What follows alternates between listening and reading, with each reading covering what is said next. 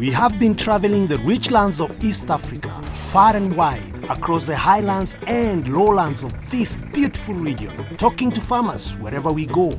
We have given them the help and knowledge they need to improve their farming methods, increase their income, and turn their farms into good business for the future. Join us and our experts on this journey across East Africa and share the family's experiences as they make these changes. Karibu to the Shamba Shape-Up Safari.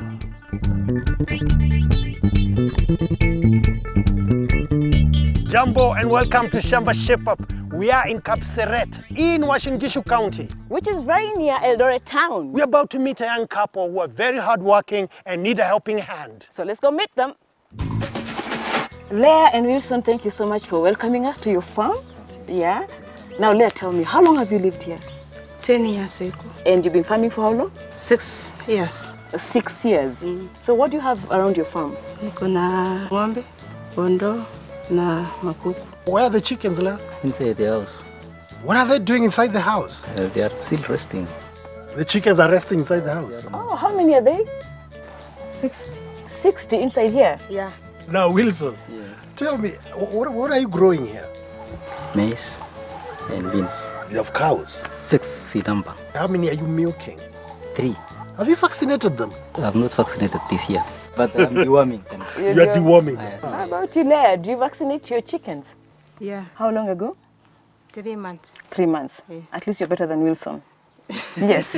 Now, this farming that you do, what are your main intention with it? Is it just for growing? Do you sell anything? For now, it is just only for consumption and a little for economic. But in future, do you hope to move on to something bigger? Yes, rearing these cows now. You love cows more than the Shamba. And anyway, that's why Shamba Shape-Up is here. And we didn't come alone. Yes. Who did we come with now? We came with experts who are going to help you and give you advice. Definitely, experts are here. Yes. We'll work around you and see what we can do. And then eventually, hopefully, we get those chickens out of the house so that we can get in and have a cup of tea. What do you say? Welcome. Yeah, good. Thank you. Wow, what a wonderful family.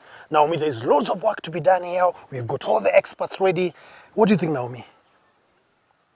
Naomi? Oh, I'm thinking about a jailbreak. I'm thinking of releasing the chickens from jail. Oh, the chickens in the house. Jailbreak, oh my God. All right, you do that. I'll go check on the cows. Okay, see you later. Jailbreak. Dr. Kemboy from Unga has come to teach Wilson how to feed his cows properly. Now, Wilson, I brought to you an expert who is going to help you out. But first of all, how is your general production of milk from your cows? It ranges from 4 to 5 liters per cow. Are you happy about that? No. What do you feed them? Mixing with maize, mixing with the unga. Ah, okay. Yeah. What else do you give them from the farm? Napier, and the others they search for themselves, grass. Mr. Kimbo, you've heard what Wilson is saying here. He's got low production of milk and from his feeding system. I don't know what you've got to say about that. Help him out. Mr. Koech, as you've said, I have seen dairy cows are very good. They have a good genetic potential to produce more milk. So what we need to do is make slight adjustment in your feeding management. A dairy cow requires different types of nutrients. The first one, which is very important, is called energy. And energy comes from what the cow feeds on, mainly from fodder, from concentrates. And as you said, you are using maize stovers. Maize stovers, the nutritive value of the maize stovers is not good. So we need to improve on other fodder types. Like napier, I've seen you have napier grass. You need to harvest your napier at the right stage, which is about 1 meter high. The second thing which is very important in the dairy cow is protein. Protein comes from the fodder you are giving the cows, but that can also come from the concentrates, that is a dairy meal. But another key component of the dairy cow is mineral supplementation. You need to give your cow enough minerals to produce more milk and also to be able to come on heat and then produce more calves. Another component is water. As you know, milk is a very high percentage is water, so you need clean water. Another key component of the nutrients is vitamins. Vitamins come from the fodder. It can also come from supplementation. So as we have seen in your farm, what you need to do is ensure that you have enough pasture to last you during the dry season. So what you need to do, you paddock your farm so that you rotate your animals to graze throughout the year. Also, you need to plant enough napier grass to last you the entire year. When you plant enough, you can be able to conserve the napier either through making silage or baling them into hay so that you can use them during time of scarcity. That's very good, coming from the products from the farm. But as I can see, you've come with your own products. What are they? So what I've come with here are concentrates. The first one is called Unga Calf Early Winner Pellets for young calves. That is from the age of about 1 week to the 3 months. It will enable the calf to grow faster. You will win early from milk. The second category of the feed I brought here is called Unga Young Stock Pencils. These are fed to young heifers so that they can mature faster to be served early. So it will save you on cost of maintaining the heifers. The third category of the feed I have brought is called Fugo Dairy Meal. Fugo Dairy Meal is a well-balanced dairy meal fed to milking cows. It will help in increasing your milk production. It will improve in the body condition of the cows. So the dairy meal is fed based on what the cow is producing.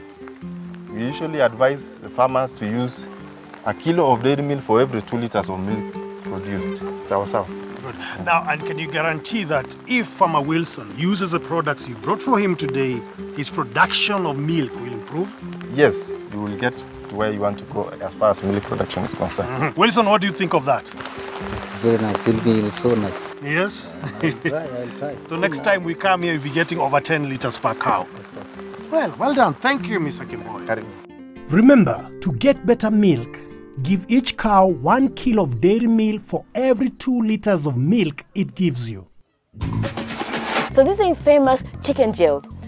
From the looks of it, there's no windows, there's no ventilation. So let me find out what exactly is happening inside. Woo!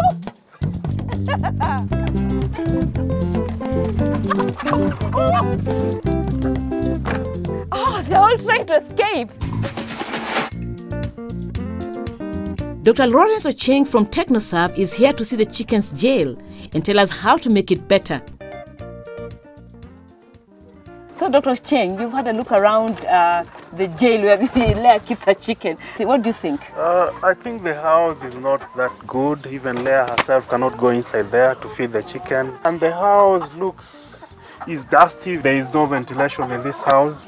The door is ideally very raised, which is not a good thing for a poultry house. We need Leah to be going inside there, maybe picking the eggs, feeding the birds from inside there. Imagine if somebody has to go there maybe to collect the eggs, it's a small child who will ask to be dropped inside there. So, what would you recommend?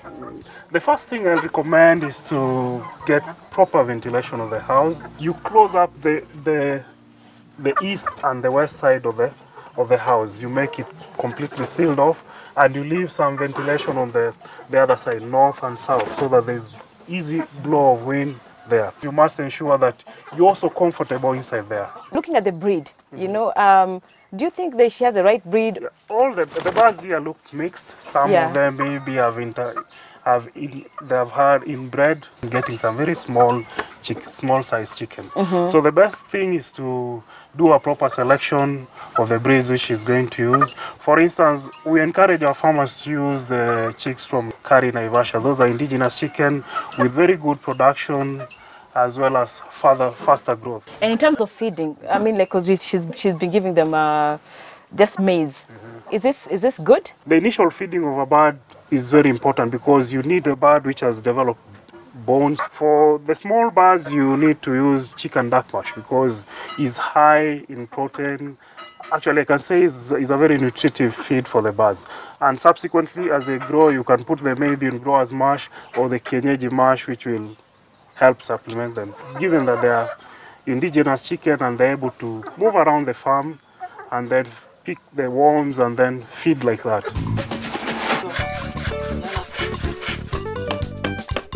Carissa and the team get to work rebuilding the chicken shed following the doctor's instructions. Dr. Odede, very nice to have you here. Now, Wilson is a very hard-working farmer and you'd like to extend his livestock to become economically viable. And he has never vaccinated them. That's the most surprising thing. So, Doc, what is E.C.F? E.C.F is East Coast fever. That is in its full pronunciation. It kills many cattle within the region. In Kenya alone, we estimate to be losing about 1 million cattle to E.C.F. The disease is spread by the brown ear tick. Yes. Yeah, it's the brown, small tick found mainly around the ears of cattle. You may also find it down in the tail region. So how often do you dip your cattle? Every Saturday. Every Saturday. Yeah, because with a diligent dipping regime, which is every week, you are able to control the ticks. And that is the best approach to apply. How can I notice that my cow has been affected by the E.C.F? And how can I know when the cow is affected? How can I know this one is E.C.F and not the other disease? The worst scenario is you just find your cow dead. Whoa. In a very severe state. Is that drastic? Yeah. Then in other cases, you get 5 liters. Yeah. You find you try to milk in the morning, you only get 1 liter. And if you look at the cow is not feeding. And even if just by touching the cow, you'll feel the body is hot. You find there are those things that are found, they call the lymph nodes, close to behind the ear and in front of the foreleg. So mostly in those cows, you'll find these lymph nodes are swollen. Yeah. And if it is not acted on early, the cows may start coughing and you may see some froth, that looks like foam, coming out of the mouth. And when you see that, it's really advanced. So the best is normally when you notice that your cow has dropped milk production and it's not taking as much feed as normally takes, the best to call your vet. Yeah, then come to examine.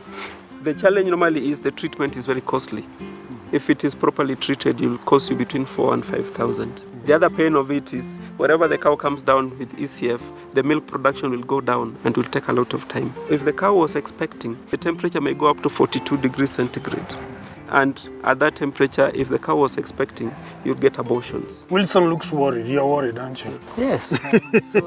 What can he do? Look at him. Yeah. So there are 2 approaches to controlling E.C.F. The first approach is the one that you are attempting here by spraying your cattle with the correct acaricide, the correct dose, every 7 days. Then you'll be sure of controlling the E.C.F. You need at least 15 minutes for every cow. You may not be able to get that time. So what happens, and you may not be able to be there every time. So the beauty with this vaccination is, if you vaccinate your cow once, they're covered for life. The vaccine is charged at 1,000 shillings per cow and covers your cow for life. How much will you sell that cow? About 60,000. So 60,000 will cover 60 animals. But if you fail to invest that 1,000 on that cow, if it dies, you lose the 60,000 for the cow. I think, Doc, let's vaccinate. The vet team from Sidai has come to do the E.C.F vaccination. Before the cows can be vaccinated, they need to be checked to make sure they are healthy. They should be put in a crush. The vaccine comes in 2 parts, which need to be warmed up and mixed together. Then they are left for 30 minutes to mix properly. While the vaccine is mixing, the vet has to check the cow's lymph nodes to make sure it does not already have E.C.F. He checks the weight using a weight band and the temperature and the heart and lungs to make sure that the cow is healthy. Then the cow has to be dewormed and given an antibiotic in the rump. After this, the vaccine is injected near the ear, and the cow is ear tagged with a tag to show the vaccination and the vet who vaccinated. Calves can be vaccinated from 1 month old. The cows will look sick for a few hours and then recover. The vaccine lasts for the rest of the cow's life, saving you money on dipping, spraying, and vet fees. We are very busy here in Kapseret. Now we've dealt with the cow feeds, with unga, and of course we talked about East Coast fever. Yes, we've also dealt with the chicken, and the chicken shed is still being built, and there's still more to come. More to come right after the break. To receive all Shamba Shape-Up leaflets, SMS the word all with your name and address to 30606. If you'd like to receive just the leaflet for this farm, SMS farmer, that's the name of the farmer, with their name and address to 30606.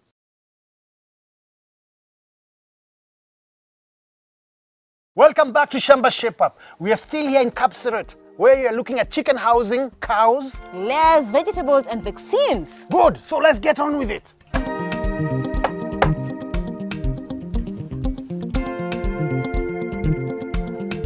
Salina Katwa and Jane Tanui have come from the Ministry of Agriculture to teach Leah how to vaccinate her chickens and check for diseases. Salina, when we arrived here, the chicken shed was in a very bad state. Yeah, it was damp, it was dirty. Yeah, it had not been cleaned out. Yeah, so tell us, how important is hygiene? The poultry can be vulnerable to any disease, especially any virus, any bacteria. It is even necessary even to disinfect before the chickens are brought in. Yes. So tell us about the chicken diseases. The most common ones are the Newcastle disease, which wipes the birds at once. There is no treatment. So we usually tell our farmers that they should prevent by vaccinating. Nitajuaje sasa the chickens have a disease? For you to know that they have Newcastle disease, one is that you will see the birds are not eating, they are sleepy, and maybe sometimes maybe diarrhea. You can be able to see some greenish diarrhea and even whitish greenish diarrhea. And they die very fast in numbers. So how can she protect herself? In the first place, when they are the chicks, when they are young, they are vaccinated around 7 days, and then 3 weeks. Then after every 6 months, then she will be safe. So Leah, we have so many experts, like we promised, right? Now this is Jane, she's Selina's colleague. Now she's here to tell us about the Newcastle disease vaccine. I have the vaccine of 100 doses. This is for 100 chickens. So I love to put water, boiled and cool, and then I mixed, and then we put it to the chicken. We have 2 ways of vaccinating. It is either you put it 2 drops, 1 drop a nose, or you put it in water. So when you use the water, you have to touch the chickens for about 2 hours or 4, so that immediately you put the vaccine in water, they drink, because this vaccine only lasts for 2 hours. Newcastle disease vaccine comes in a bottle which has enough vaccine for 100 birds. To give the vaccine through drinking water, first confine the birds and remove their water. Then mix the vaccine with clean, fresh water. Put the vaccine in a drinker. Put the drinker with the birds. They should drink the vaccine within 2 hours. Another way to vaccinate is by nose drops. Mix the vaccine with clean water.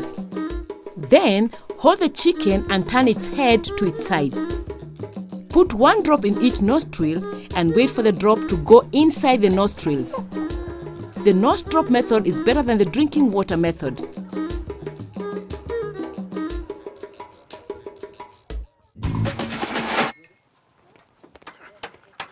Naomi, how is it going? Well, very well. Chicken shed almost ready. Chicks vaccinated. Wonderful. What about you? The cows are happy now. We had a lot of good talk with Unga feeds, and they have been vaccinated. So what's next? Leah's vegetables. Leah's vegetables. Let's go have a look at them. Okay. Leah said her vegetables were not doing very well. Miss Angunyi from Mayor is here to tell us why. Leah, you told us you love to grow vegetables, good vegetables, yeah? Because the ones you are growing were not doing very well, right? Yeah. So today here we have Mr. Ngunji. He's going to tell you everything about growing a good vegetable. Yeah? Mr. Ngunji, what does Leah have to do? The first important thing they need to know is you want to know the type of vegetable that you want to grow on your farm. Secondly, you need to know where you're going to dispose of your crops, your vegetables after planting. Then after doing that, you get the right seeds, right? Or the right seedlings, right variety for your farm. Then, before you start planting, you need to check your soil. So the best thing to do is to get the soil tested. Then now you come and prepare your shamba. Now that your soils in this region, they are somehow acidic, you use a fertilizer that's called Mea Mazao 23230. So Leah, have you ever used fertilizer before? No. You've not? Yes. So in this case, what do you advise? The soil is where we have all the nutrients. He has to plant with fertilizer. The essence of a planting fertilizer is to develop the roots of the crop. Right. Now, when the roots are well developed, that crop will be able to get more nutrients from the soil for it to grow healthy. Mr. Ngunyi, lots of farmers use DAP most of the time. Yes, yes. Is that right or wrong? Every fertilizer, you use it as per the soil nutrient content, as per your soil requirement. Some soils will require DAP, other soils will not require DAP. So for you to decide on which fertilizer you're going to use, then you must know your soil. So when you use DAP, you will be adding more acid in your soil at a long term. So when a farmer decides which fertilizer to use, he or she should have first of all tested the soil to know what is the level of pH in the soil and the level of phosphorus in that soil. What kind of DAPs are there? Is it just the black one or this green or? It can be gray, it can be somehow black with speckles, and it can be totally black. It only depends with the source of that material, where the rock phosphate was mined. So the color of DAP should not be an issue. Oh, so they're all the same? They're all the same. They're all the same. Ah, Mr. Ngunyi, that is very informative, isn't it? Yes. So are you ready? We plant? Yeah. Yeah? I'm ready. Yeah, Okay. so show us how we can plant and the spacing and all that while you plant. Exactly. We can go ahead. Let's do it. Okay, good. First, prepare the land by digging, cleaning, and leveling. Then, using a string to keep a straight line and a stick for measuring, make a row of planting holes. Leave 1 foot between planting holes. Then, make a new row 1.5 feet from the first row. Mix a handful of manure with the soil in the hole. Then, measure 1 bottle cup of fertilizer into each hole. Mix the fertilizer with the soil. Select good strong seedlings and plant with the roots straight down. Do not cover the green section of the plant. Fill the holes in and press the soil around the plant. Give each seedling water to get it off to a good start. So Leah and Wilson, we've done a lot of work in your shamba. So how are you feeling? Very happy. Very happy. Very happy. You agree that, Leah? What do you have to say? Nataka niseme nimefurahi sana sana kwa sababu nimepata kujua mengi zaidi. Okay, thank you so much. Great, wonderful. So Leah and Wilson, we brought to you experts and they talk to you.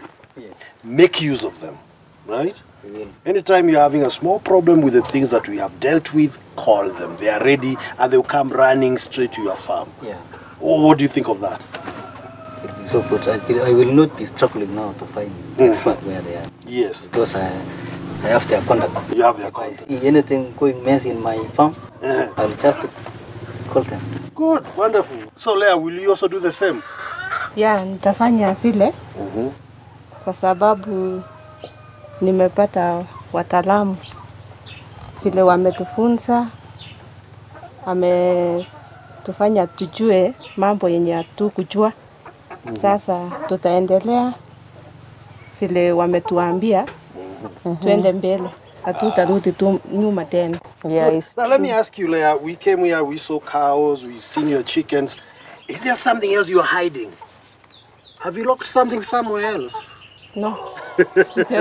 We have seen everything. Yeah. You're wonderful. And right now you're feeling, now it's a good way to start. And do you feel like now you can actually now see this coming up as a business? Yes. Okay, so great. now you're seeing yourself changing from the kind of a farmer you are to a farmer who is more business and economic oriented. Yes. That's very nice, Leah and Wilson, and we wish you all the best. We want you to succeed. We want you to become better farmers, right? Yes. And not only you, most of the farmers in Kenya. And all this is courtesy of Shamba Shape Up.